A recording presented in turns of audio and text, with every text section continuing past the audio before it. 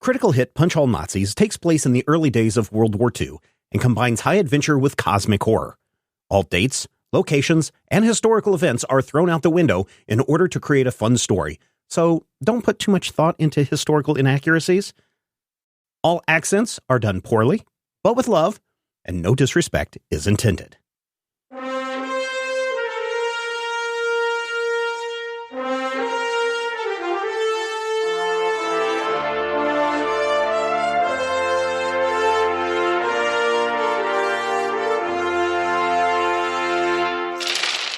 Last time on Critical Hit. I'm gonna run up to the cockpit and tell the pilot, there's something on the wing! Brian, you got 0 successes? 0 successes. I rolled an 18 and a 19. This is the first time you hear the creature. So we'll do a big old bounce when we hit the ground first time, because we didn't quite get down fast enough, but after the bounce it's a nice smooth land, and all right. It is the morning and you all wake up in the medical wing. Some of you are bandaged that need to be bandaged. Some of you have been stitched up where you need to be stitched up. Some of you have been given a medication to help you rest or calm your nerves, but all of your stress has been removed, even though you've had a rough night's sleep. Doc, your clothes were pretty much ripped up and not usable. Mm-hmm. And so they have some clothes lying around from soldiers that didn't make it. Oh. So why don't we go around and have each of you describe your characters and what you are wearing? So let's start with Doc, who's got all new wardrobe.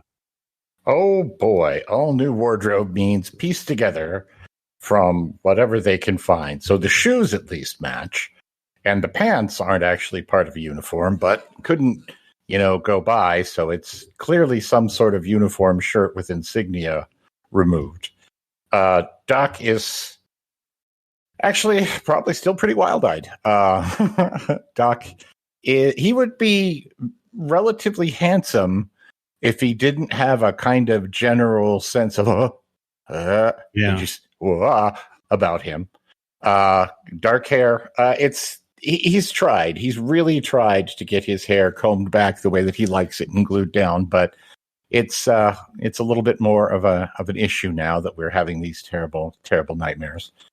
And of course, Doc is very clearly of Greek descent, so not necessarily what you would call an olive skin, because I think that may be probably inappropriate and or racist, but definitely someone of Mediterranean stock.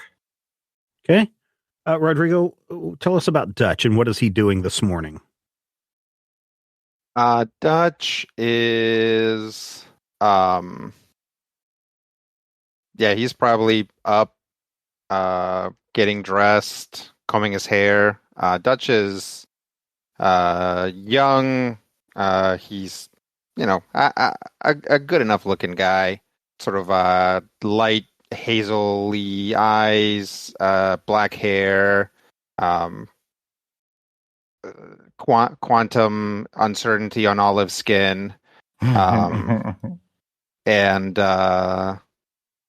he's been like, his clothes don't look super great at this point because he's been wearing the same thing for like 6 days, and then he fought a gremlin. So because he's gotten enough rest and because of the way that he takes care of himself, is clean shaven, and his hair is like nice and slicked back and combed. He definitely looks like a fancy boy wearing not fancy clothes. Okay. All right. Blisco, you had probably a lot of stress in trying to fly, but you didn't have to engage with a flying monster during your flight. What are you doing today? Grabbing breakfast and exploring, just trying to figure out what our next course of action might be. Sure. So let me just real quick. You landed at a British military base located on the outskirts of France. So there's an easy 45-minute drive if you were to drive Since you're near a smallish community on the outskirts, there's definitely a train depot there if you need to take a train into the downtown area, which you probably will, but you're not in Paris proper. So this military base is small. It has been recently constructed because the British and the French are working together at this point in trying to combat the Nazi menace. And so there are some Quonset huts and inside you can see a couple of most of these look like the plane you flew on, cargo planes. A couple of them you can see have been outfitted with guns on both the front and tail and on each side. But it's a small field. It's not a place where you're going to have giant bombers taking off from at this point. All right. What does Blisco look like? Blisco's average height, clean kempt, brown hair, brown eyes, wearing whatever they happen to give him at this point. So you've got a pair of nice brown slacks. Your boots, I guess, are still good. They've given you a proper dress shirt with some suspenders on that, and not a bomber jacket, but a leather jacket that a working class man would wear. Yeah. Okay. And finally, like the brown leather jacket. Yeah, brown leather jacket. Yeah. So the last person to wake up is Valentino. Yep. Valentino wakes up, probably looks pretty rough. So when he finally gets up and around, first thing he probably seeks out a strong cup of coffee. Okay. There's plenty of that, although it's probably not as good as tea, as which they seem to have an abundance of on this base. Nah, he wants coffee. All right. And once he gets himself a good dark cup of that, basically finds the nearest washroom to freshen up and sees what he can do to scrape together some clean clothes and maybe an iron. So he's basically doing everything he can to get sharp looking again. Yeah, they actually have a very nice tweed suit that just so happens to fit you perfectly. There does happen to be, if you pull back the left lapel, there is a hole that goes right through the jacket. Nice. That's lucky. That's right. Yeah. Yeah, but luckily the lapel hides that hole. Basically gets dudded up in that. He is a fairly scrawny looking fellow, probably also of average height, blonde hair, swept back, very chiseled features, very piercing light blue eyes, and just seems to be fastidiously grooming to. Yeah, you look quite fetching. Yeah. Yeah, after you come out of the bathroom and ironed your clothes and everything, you look very handsome. Of the four, you are definitely the one that will get a lot of attention as you're walking down the street.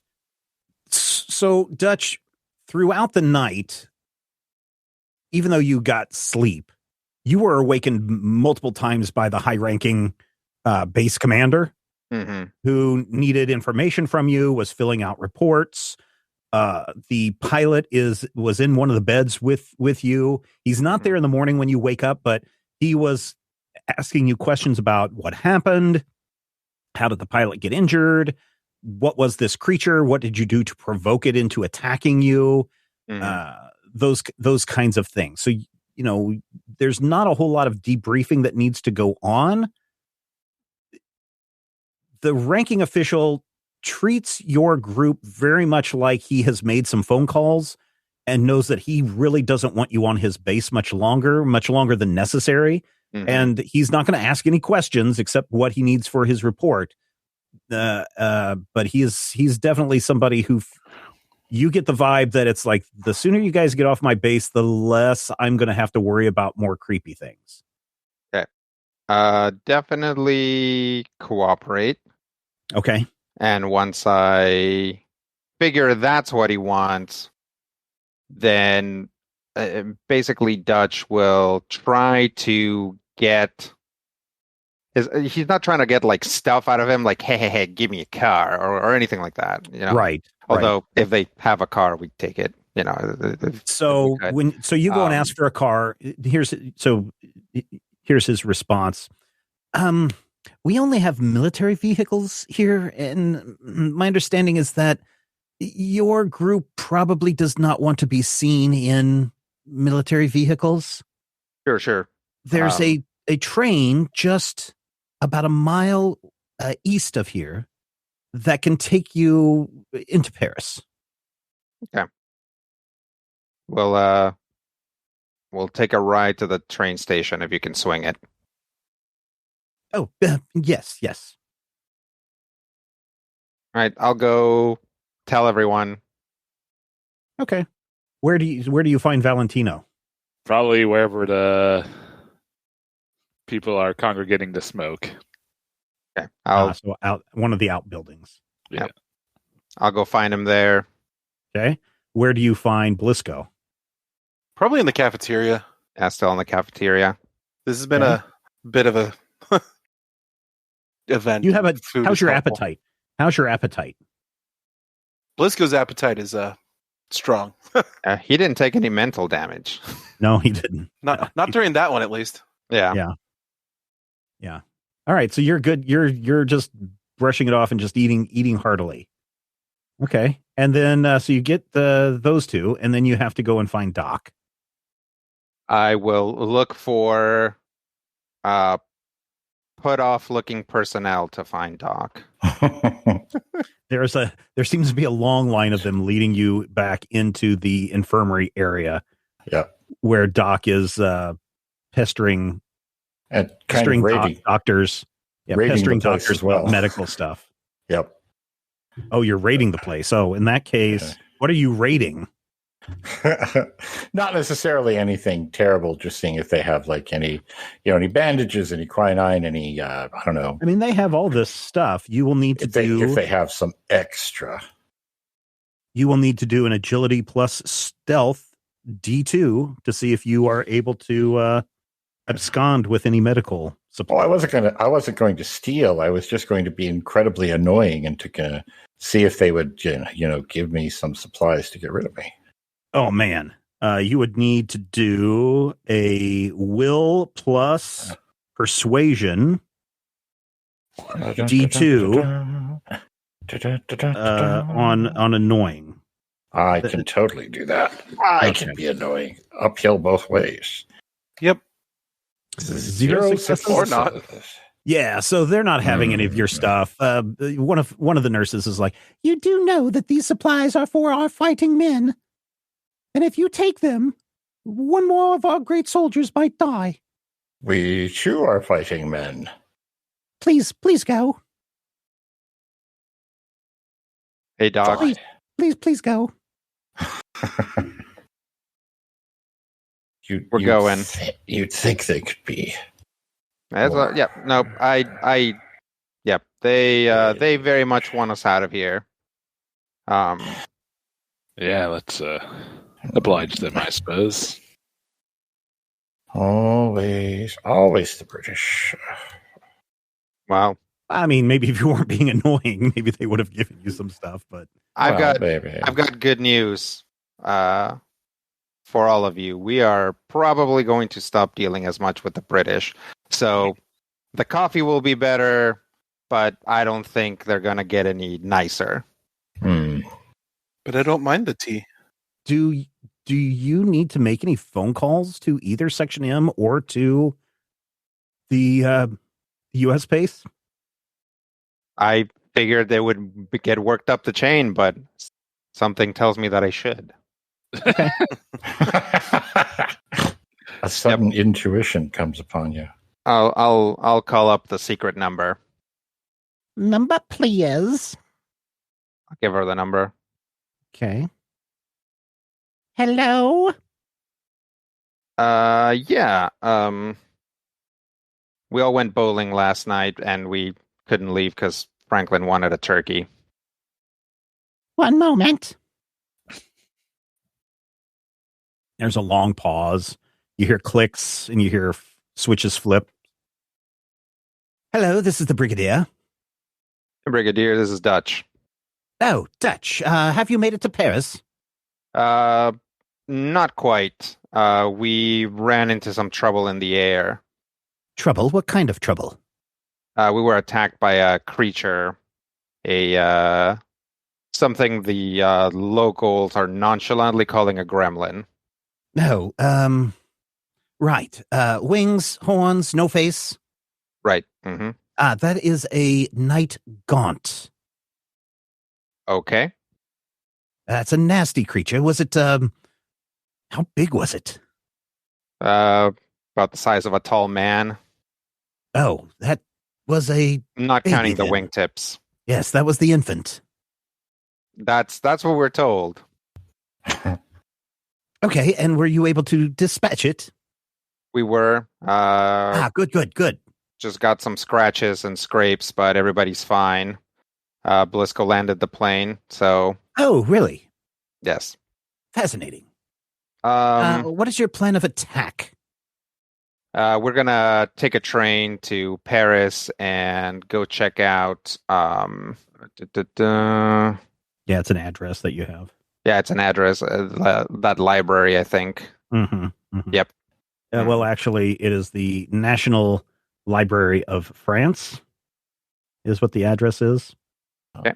We have just arrived in Kent, and so we're organizing things and trying to find some additional information on Carcosa. I don't know what we're going to be able to find, but hopefully you'll be able to find more when you get to the address. Where are you calling me from? I'm calling you from whatever the Air Force base is called. Okay, yes. In the future, if you would, please call from someplace that is not, someplace that could not easily be tapped, like a phone booth on the street or a cafe or a shop that might have a phone that may be able to give you some privacy.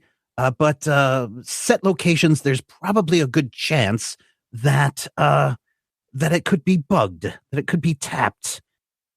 We think that is how they found out where our headquarters were in Belgium. All right. They did find the body of the man. You said that there was a man that was shot. Mm-hmm. We did find that body under the rubble.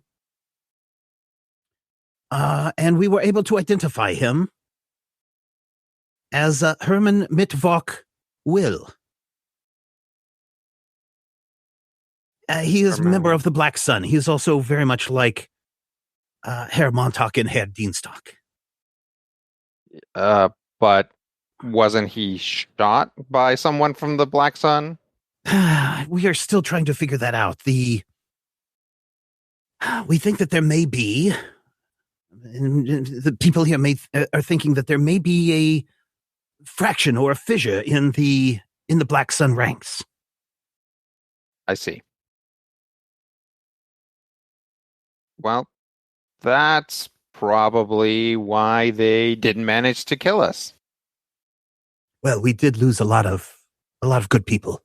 Mm-hmm. Anything else? Nope. I think that's it. I'll call you from Paris, whether we have something or not. Very good. How about this same time tomorrow? All right. Very good. Very good. Carry on. And click. Right. Yep. Hang up. Call up the old fort. Hello? This is Sergeant Doolittle speaking. Who is this? Hi, Mom. Is that you? It's Carlos. Yeah. No, we're in France. We're Who in is France. this? Is this We're- Arbogast? Yeah. What are you doing Yeah. in Paris? Don't worry about it. We're doing great. Everything's great. There were no. We're just having a little trouble with the Halloween decorations. Getting all up in our face. Anyway, I'm doing good. Say hi to Timmy for me. Bye. Hang up. What now? What? I think you've caused more confusion with him than anything. Oh, yeah. Giving him something. All right. So I'll go check if everybody's ready to go. Yeah, I think. Ready Okay. as anyone. Okay. Yep. You all have your service, your handguns. You all have your handguns. Mm-hmm. Mm-hmm. They're all stashed away. Okay. You did pretty good with your handguns in the air. That was good. I like that. Yeah. At the gate of the base, there is a Jeep waiting. Yeah. Well, get in the Jeep. Where to? Train station, please. Ah, yes. Okay. Puts it in gear. All the way down to the train station. Yeah.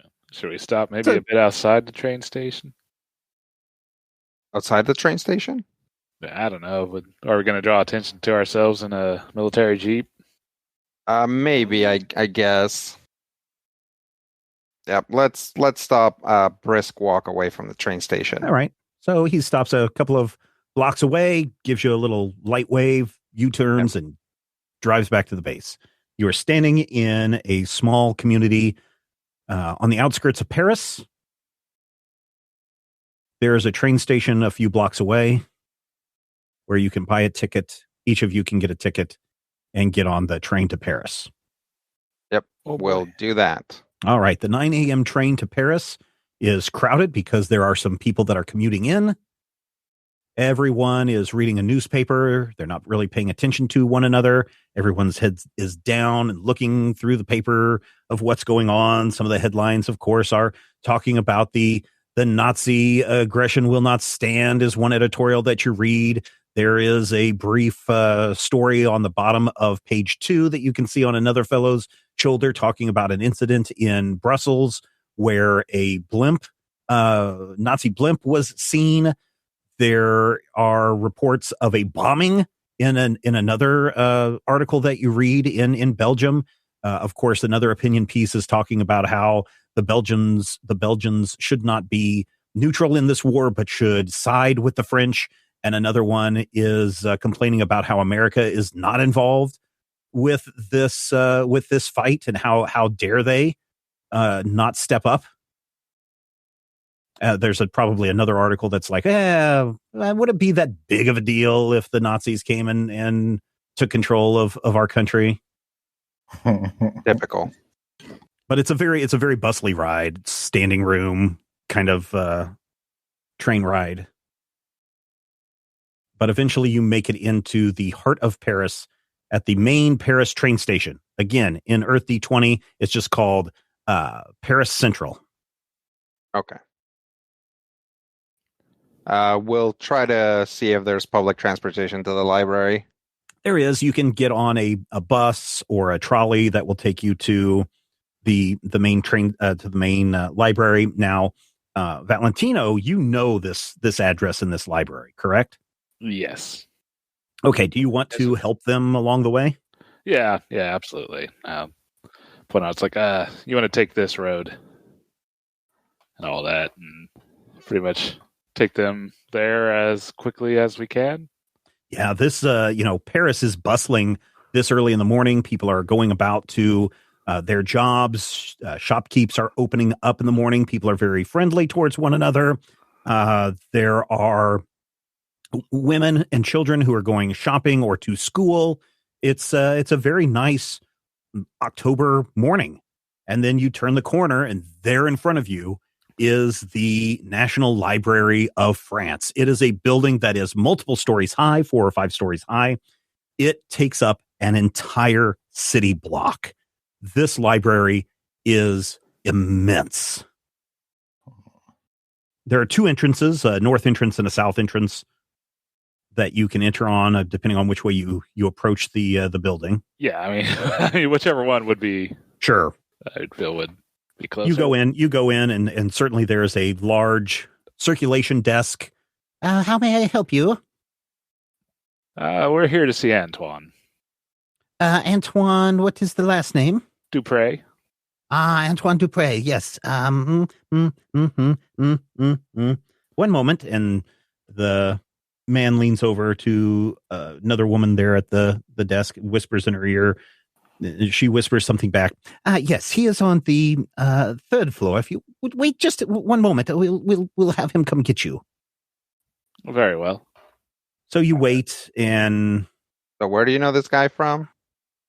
Well, we're academic compatriots. We've done some studies together.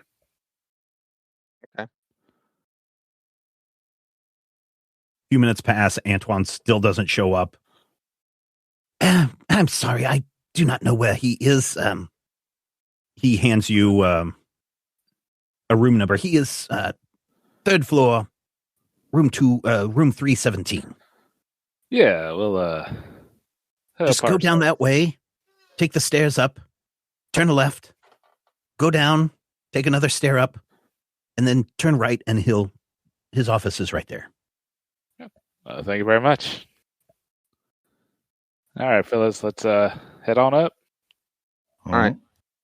This library is really big. Not only do they have a massive, like, general reading room, but there is kind of a museum section here where some artifacts are on display. There are rooms and rooms and rooms devoted to different topics, and there's a nameplate on each room, so you can tell that there's been a benefactor that has given a lot of money to have this collection here at the museum. Of course, there's statues and paintings and all sorts of things here, but the books, the rows and rows and rows of books, are just more than any of you have ever seen. Well, except for Valentino. As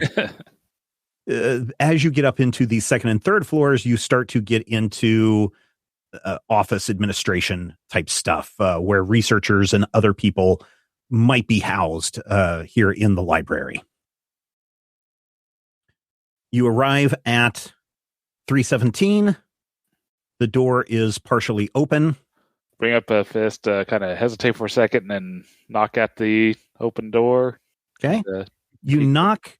Yeah, you knock, and then the door kind of swings open a little more, and you see a man who is hunched over his desk. He is, he's a very handsome-looking man. He's got black hair that is slicked back all the way. He is wearing a starch white shirt with a tie and suspenders and pants that are extremely well pressed.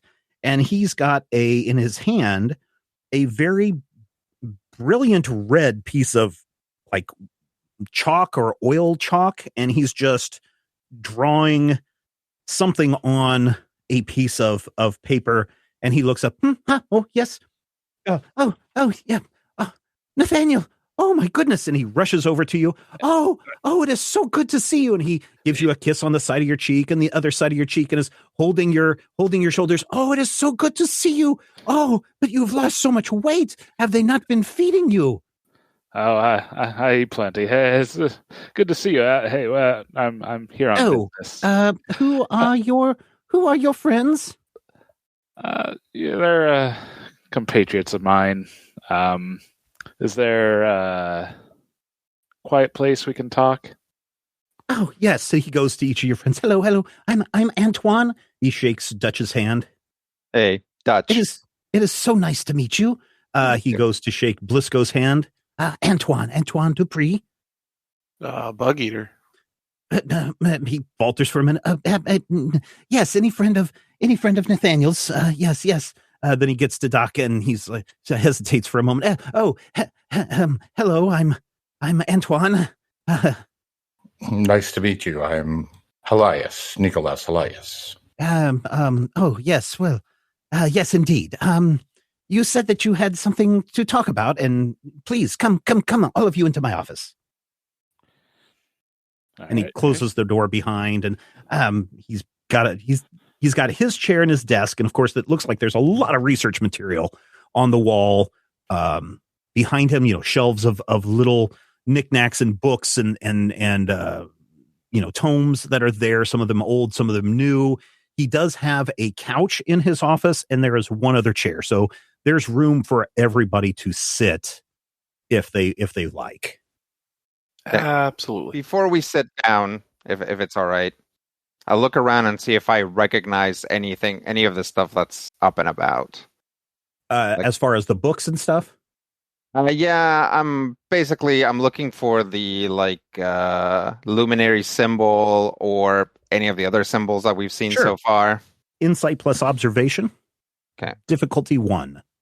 1 success. All right, 1 success. You do not see the luminary symbol there, but you do see on one of the shelves a book titled Secret Cults and Obscure Orders. Okay. Please sit down. Nathaniel, did you not get my last letter? I'm not certain. When would that have been? Earlier this week that I sent. I should have reached you very quickly. Unfortunately, no. I'm afraid we did. I did not. We've kind of been on the move quite recently. Okay. And unfortunately, that is what brings us here today. Well, what can I help you with? Have you heard of a place called Carcosa? He pauses for a moment.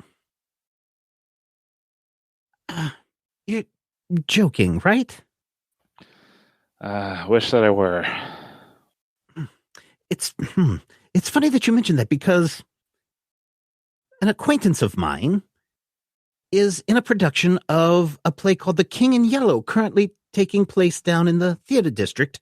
I don't know if you're familiar with the play, but The King in Yellow it takes place in a country called Carcosa, but strange things happen in that play. I don't really know much more about that except what my acquaintance has told me about it. Maybe you and I could go and see it. Perhaps if we have time. I hear it's to die for. Well, yes. We'll have to see. Yeah, you were referred to us by Section M. Section M. Not familiar. I'm sorry. My mind has just been so many places lately. On Wednesday. No, I'm sorry. On Thursday.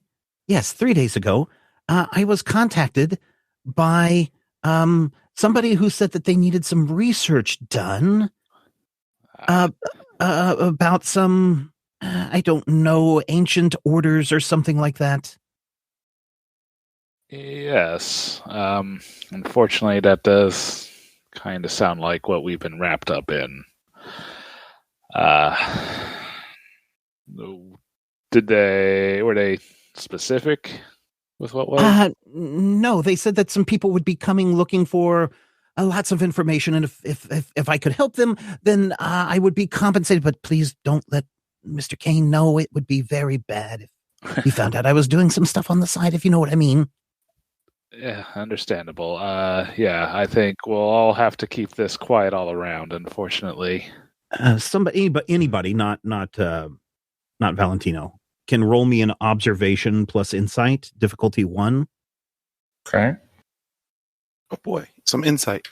One person or the rest of us? Any of you can do it except for Valentino. Okay. 2 successes from Blisco. 3 successes from Blisco. 3 successes from Doc. Okay, you guys are at maximum momentum. Then I'll spend a moment. I don't know. 1 success. All right. You can all see that on the nameplate on his desk, it says Antoine Dupre, Occult and Esoteria. Mm-hmm.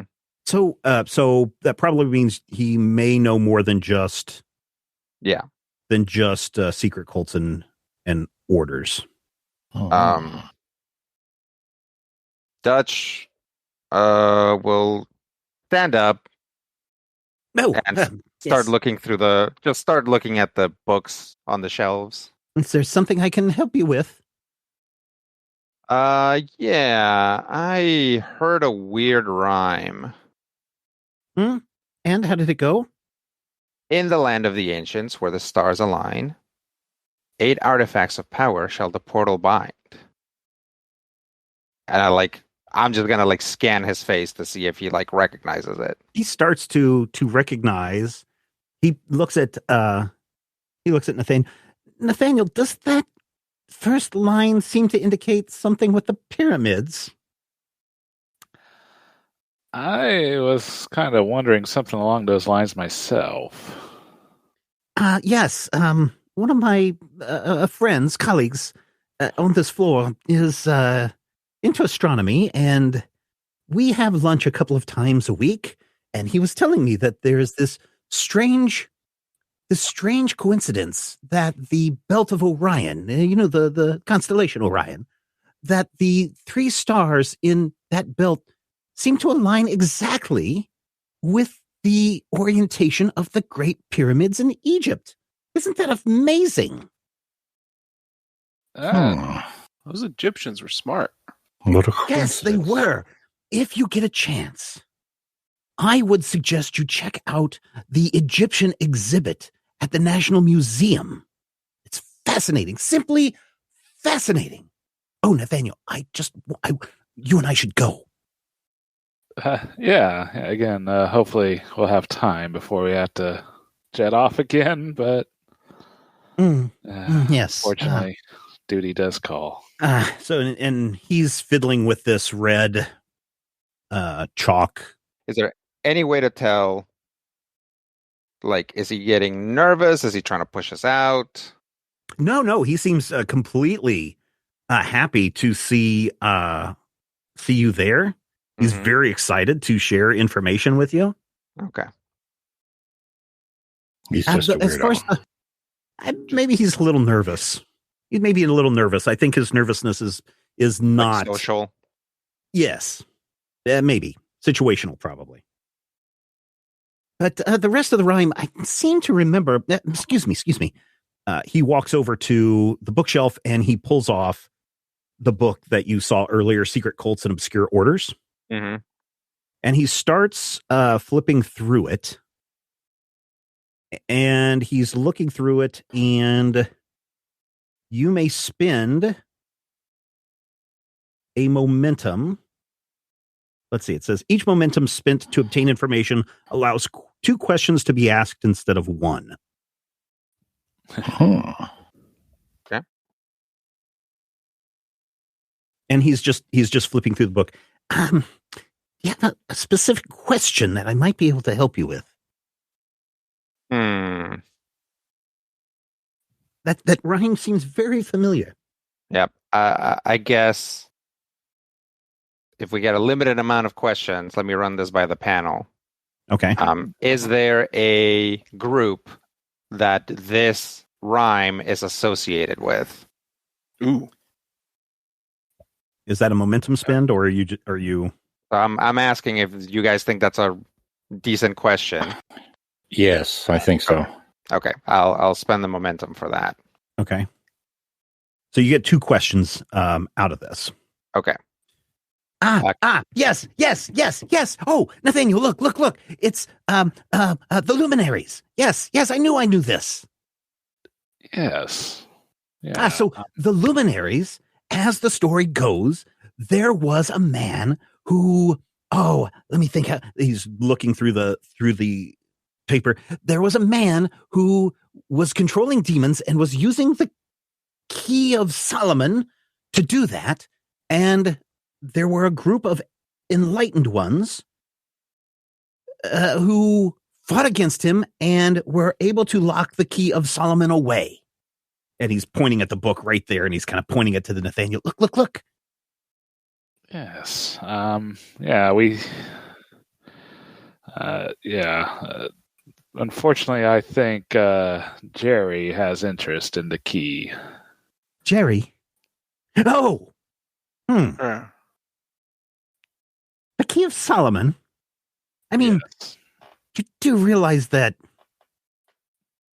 this is fun stuff to study, and it certainly pays my job, but a lot of this stuff is just mumbo jumbo nonsense. Maybe less than what you may have thought. And more importantly, a powerful government that stands in opposition to this one with lots of guns and resources is trying to find it. So they're going to be moving through the same avenues that we are, which makes it necessary for us to upturn all the rocks first before they get to them. Well, well, that's all that this book, and he closes it up and he puts it back on the shelf. As far as the luminaries in your rhyme go, I mean, the rhyme is not in the book, but he puts it back on the shelf. That's all the information I really have on the luminaries. They're not super well known. Okay. Do you have anything else on either the key or Carcosa? Well, again, I would have to probably do some more research. I could go back into the off limits section to see what might be there, but the director, Mr. Kane, does not like that very much. Wait, libraries actually for reals have off limits sections? Oh, yes. This is where obviously this is a vast repository of knowledge, and some knowledge we feel should not be open to the general public, and so we keep things locked away either because the information is too dangerous, or the books are too old, or they're just too valuable for normal hands to touch. Does this guy have a title? Is he like a doctor or a professor or something? Antoine? Mm-hmm. Yeah, it's just Monsieur Antoine. Okay. Julian Kane is the director of the library. So, we would have to go back into the stacks to look for anything else. But again, Mr. Kane would be... Well, this is what we're here to do. So I got some good news for you. You've got, and I'll put a hand on Valentino's shoulder, at least one research assistant that you can use to help us figure this out. Well, I mean, now he seems very nervous. I really don't want to lose my job. We might be able to go in at night when no one's around, but if I'm caught during the day, that could be a lot of trouble. I mean, you really have to fill out a lot of paperwork in order to get to those archives. That sounds great to us. We just got into town. We need to get lodging and probably some new clothes. So, but Nathaniel, you look fantastic. Yeah, I was able to find some decent duds at the base. Some of us need a lot more work to look good. And he kind of gives a side eye to Doc. I understand. Listen, I am here to help you with whatever you need. So whatever research you need, if you want to write down questions, I can help you do that. If you want to just tell me, I can start to do some research while you go freshen up. And again, he gives a side eye to Doc. So any questions that you may have, I kind of have a specialty in the esoteric and the mysterious, the magical, the occult. So I could be of very much value to all of you. Sounds great. I'll write down the rhyme for him. Okay. And be just hand it to him. And be go nuts. This is just a list of riddles, so we do not know any of this stuff right now. Okay. Are you going to ask him about the symbol or no? The symbol of the luminaries? Luminaries, yeah.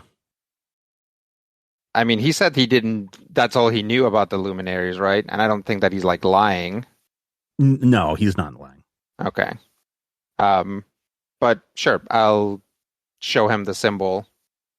Mm-hmm. We've actually spoken to a luminary, Oh, really? and he had this symbol at his place, prominently Interesting. displayed.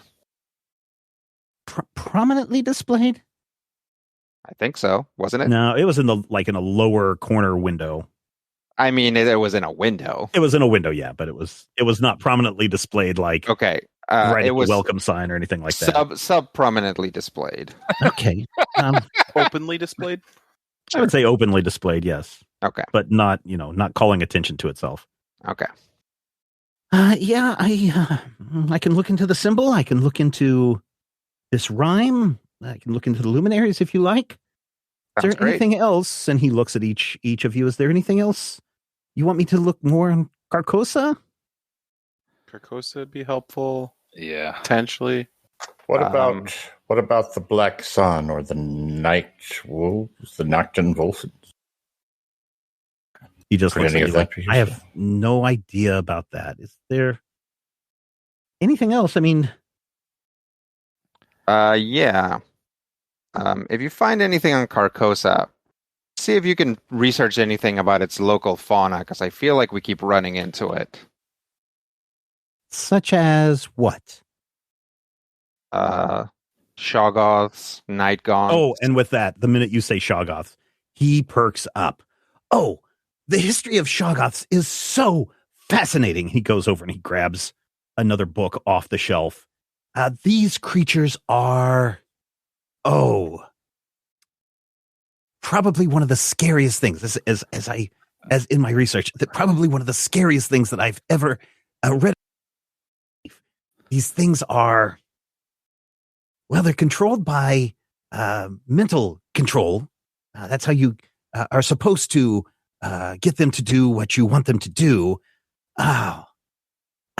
Yes, they're very, very fascinating. They, you say you've run into one, Yes. Yes. and he gives Nathaniel, a very weird stare down, like, is this a joke? Are you joking me? No, Nathaniel's kind of got like a pained look and is no joke. It is quite the harrowing experience. I seriously doubt you met a Shoggoth. If you had met a real Shoggoth, you would all be dead by now. Ed You may tried his have- damnedest. And he laughs. You may have met some kind of a. And he flips through the book. Yeah, you may have met a hybrid of some kind or a proto Shoggoth, but I don't think you met an actual Shoggoth. That may be. We only know what a bunch of soldiers told us. So you have a lot more information than we do. So if you'd yes, Shoggoths are usually beings that are under a mind control. Yes, he's flipping through the book right here. Yes, usually they're the heralds or servants of Yog-Sothoth. And then he pauses for a moment. Yes, Yog-Sothoth. Interesting. May have to do more into that. That's interesting, because I'm pretty sure it was saying that. What the Shoggoth that you encountered? Yes. It was definitely saying something that sounded a lot like Yog. He's very quiet for a minute. But this might have been this might have been a mixed substandard talking Shoggoth. I mean, if it was a hybrid or a proto Shoggoth, maybe yes. Mm-hmm. Typically, they don't make noises. They don't speak to, well, at least in the history of the mythology of the creatures. When you say hybrid, what do you mean? What would a hybrid Shoggoth be? Well, and he flips a page. As the story goes, there's a number of different ways that you can summon Shoggoths.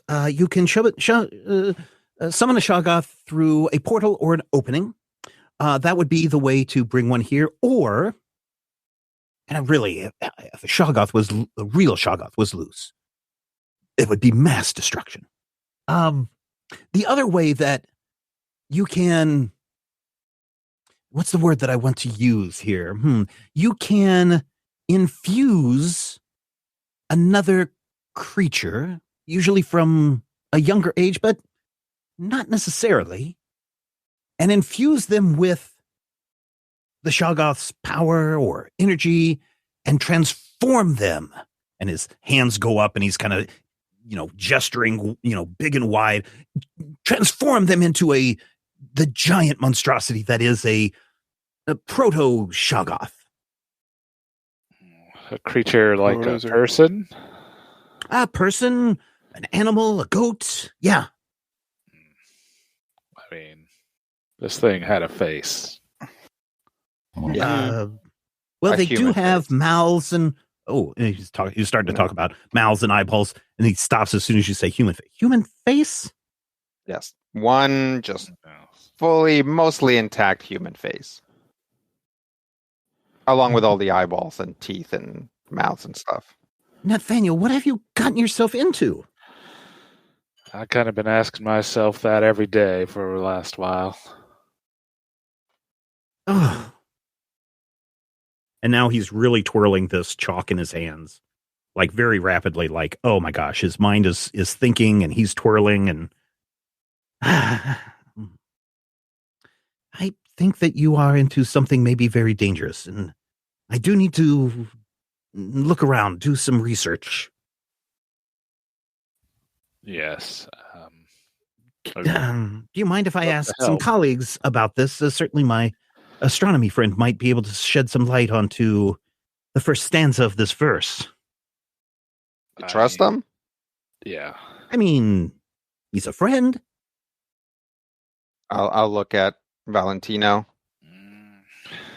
Again, if you can get help, may not be a bad idea, but maybe frame it as an intellectual exercise. Yeah, perhaps be a bit vague as to the source or the cause of the questions. He just suddenly is, I think, the excitement of seeing his friend, the excitement of sharing his knowledge has suddenly started to wear off as the realization of my friend and his friends are now in something serious, and this is not a joking thing. Okay. Are you going to be all right? I can only try. The best way to guarantee that we're all right is for us to get as much information as possible. And if there's anything in the stories that might indicate, even in theory, something that might give us a location or a way to find Carcosa, or even something that might give us a waypoint to point us in the right direction. Yes, of course. Well, I'm going to have to do some work. You understand, it's going to take some time.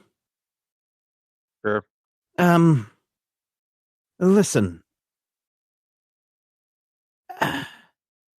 It's probably best you're not seen here during regular time. Mr. Kane, I think, might be very curious about why you're making multiple trips to my office. Sure. The library closes at 8:00 tonight.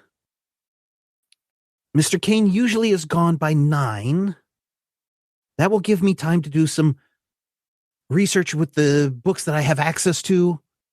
I can talk to some others, and then after Mr. Kane leaves, I should be able to get into the restricted area and find some additional information. So if you come back at 9:30,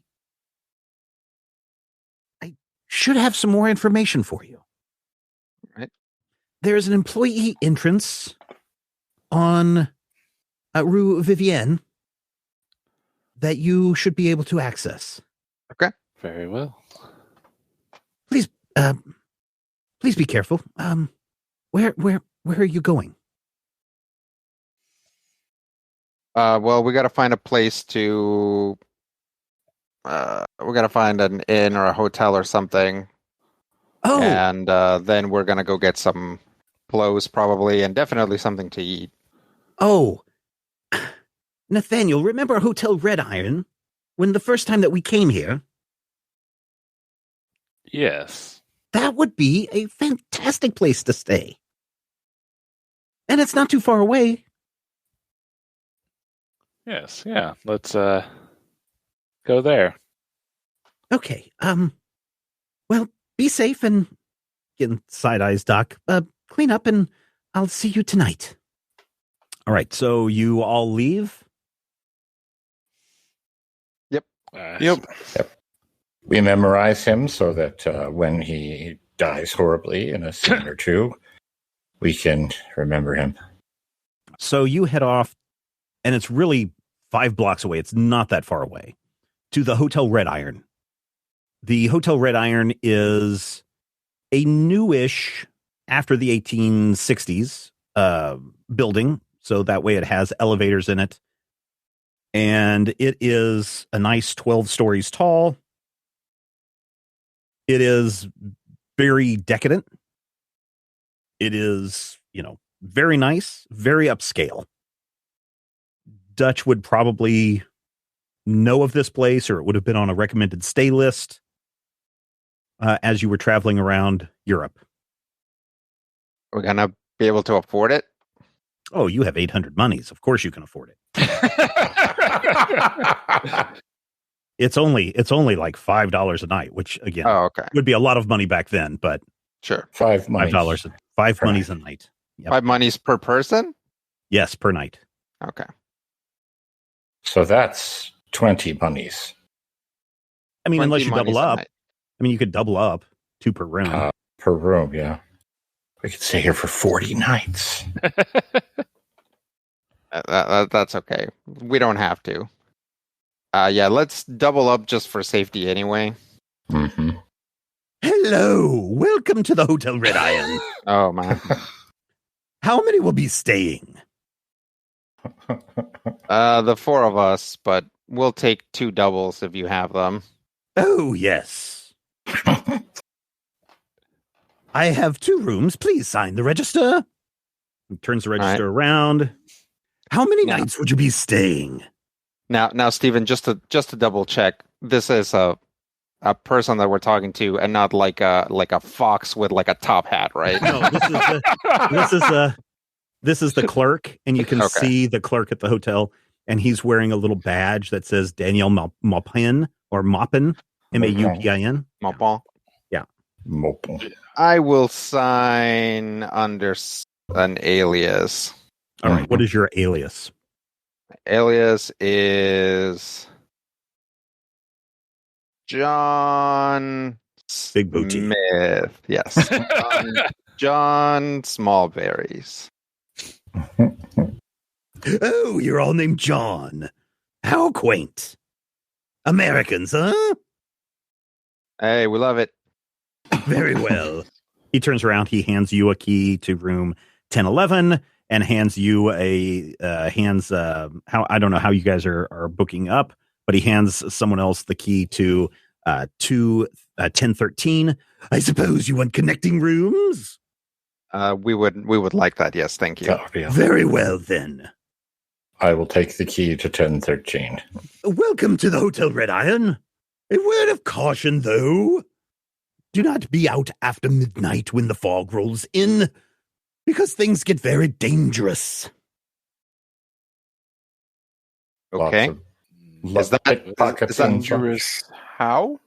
Oh, brigands and things that go crawling in the night, of course, young man. But yes, crime can be bad in this section of town at night, especially in the fog. Okay, we'll keep that in mind. Yes, well, again, welcome. If you need anything, just let me know. All right. Oh, actually, we need to find a clothier or boutique that can cater to us Americans traveling on a small budget? Oh, yes. Just outside, around the corner, in the same building, is a clothing shop for men. Great, thank you. Yes. All right, how much am I paying for the rooms? You're paying like 20 monies, Okay. and that'll take care of you for a couple of days. I have us down as having 779 monies. Excellent. The nice thing is your suits, if you got a very fancy suits, will only cost you about 10 monies. Yeah, definitely.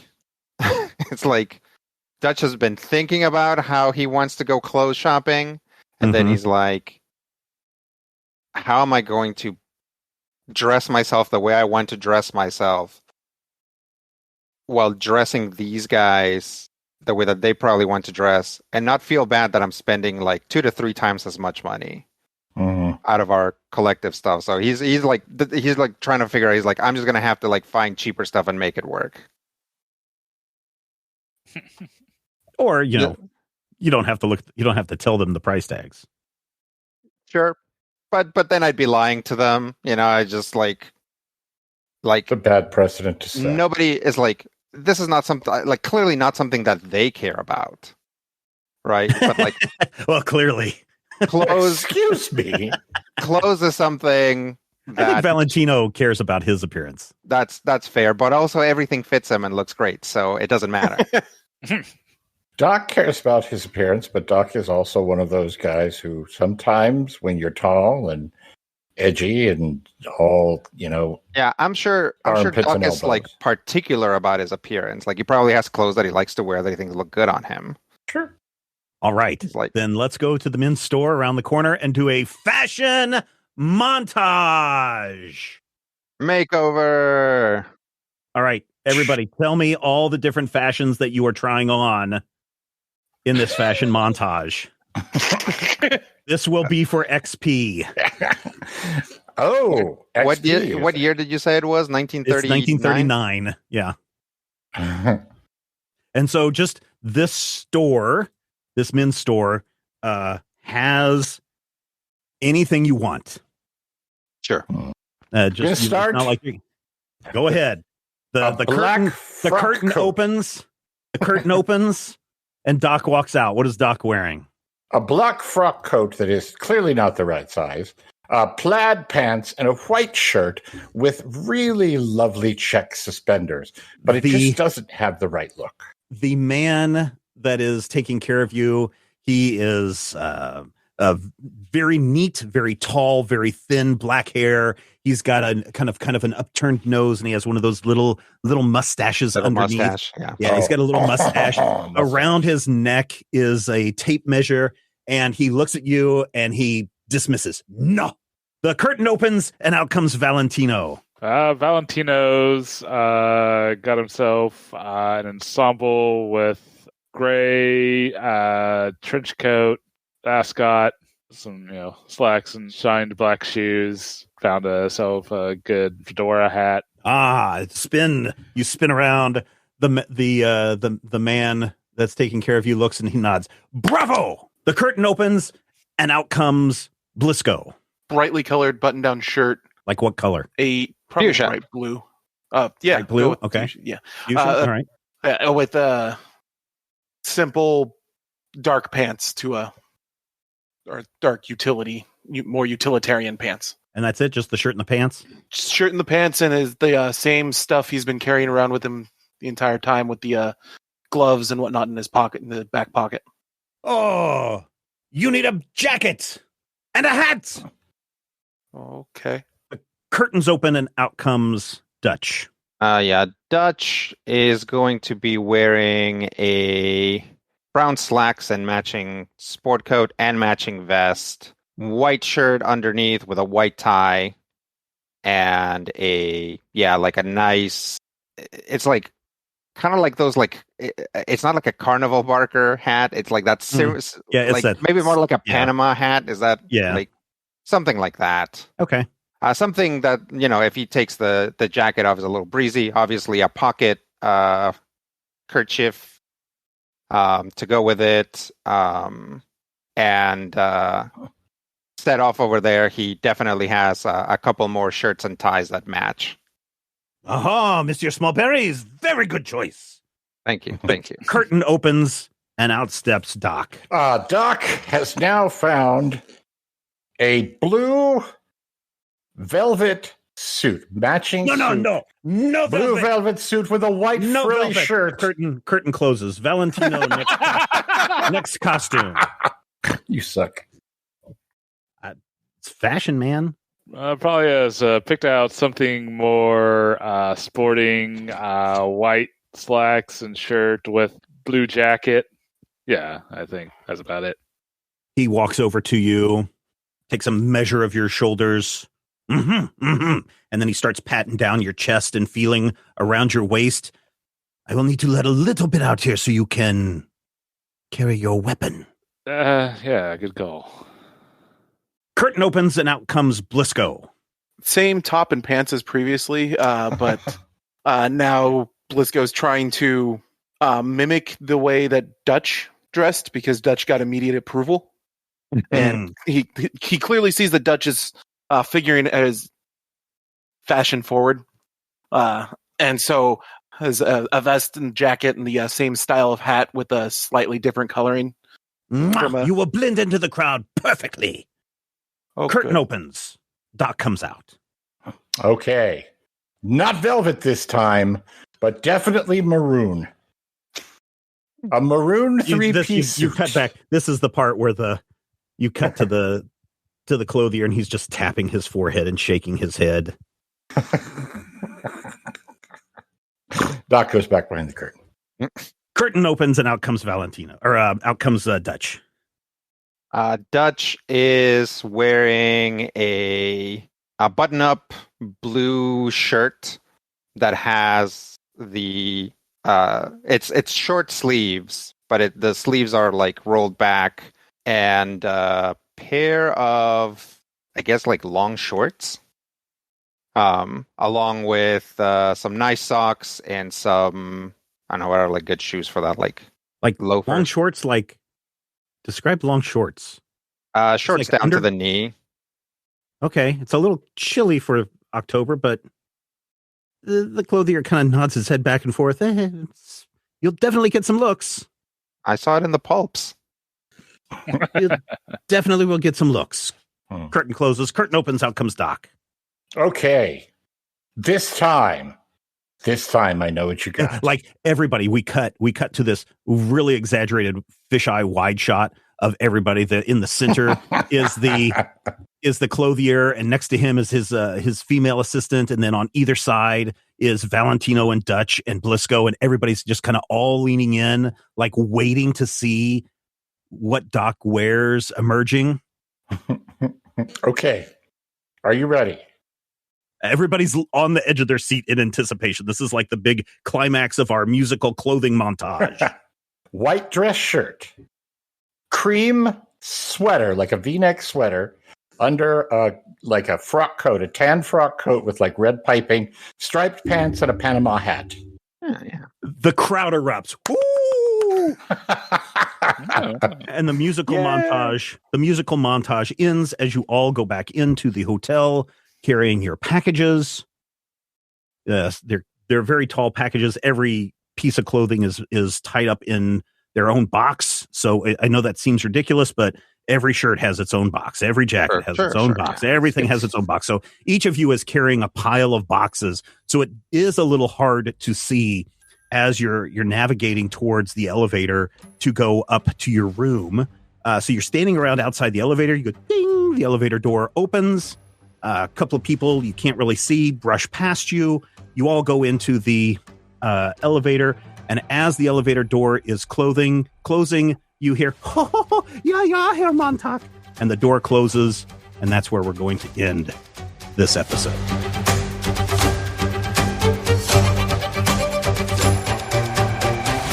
Critical Hit Punch Hall Nazis is a production of Major Spoilers Entertainment and was produced and edited by me, Steven Schleicher.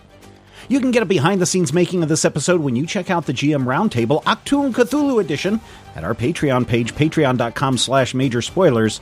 What went into this musical montage?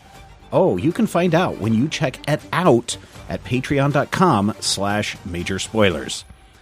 This week we had several of our patrons get a shout-out on the show, and I will say sometimes your handles make it rather difficult to figure out how to work you into the narrative, which is why the hotel our heroes are staying at is named after patron Red Iron.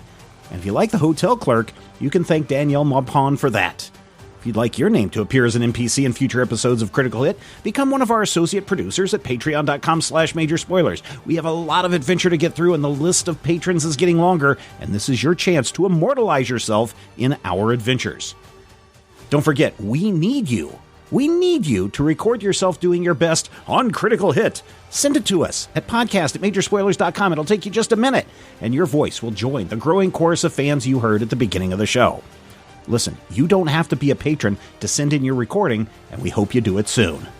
If you have questions or comments, jump into the Critical Hit Discord channel. You can find a link in the show notes and join our awesome community of fans.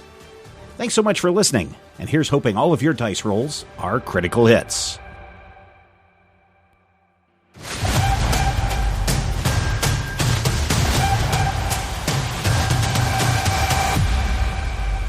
This podcast is copyright 2023 by Major Spoilers Entertainment, LLC.